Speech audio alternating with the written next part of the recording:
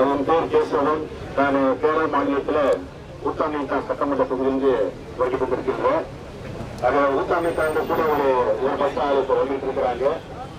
ஆக இன்னைக்கு நம்ம ஒரு உரிமை போராட்டத்துக்காக நாம் இங்கே கூடி இருக்கின்றோம். இந்த உரிமை போராட்டம் என்பது இந்த மாரி நம்ம போராடி தான் வாங்கணும் என்ற ஒரு சூழல் உருவாகிடுச்சு. நாடு சுதந்திரம் பெற்று 55 வருஷம் ஆயிடுச்சு. 55 வருஷம், ஒரு வருஷம் இல்ல, 2 வருஷம் இல்ல, 55 ஆண்டு.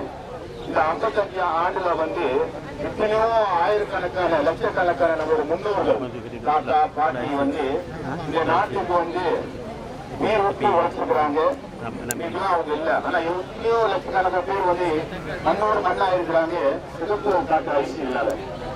ஆக இன்றைக்கு இருக்கக்கூடிய தலைமுறைகள், இளைய தலைமுறைகள் நம்ம சில விஷயங்கள் ஒன்று கூடி போராடிதான் கிளம்பக்கூடிய ஒரு சூழல் உருவாகி இருக்கிறது.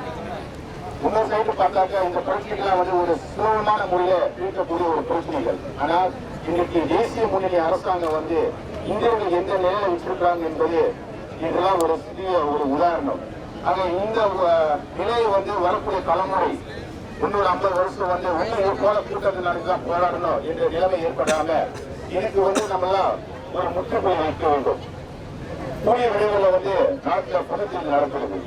ஆக எத்தனையோ லட்சக்கணக்கான இந்தியர்கள் இந்த சிறப்பு ஐசியத்தினால தன்னுடைய வாக்குரிமை எழுதுறாங்க.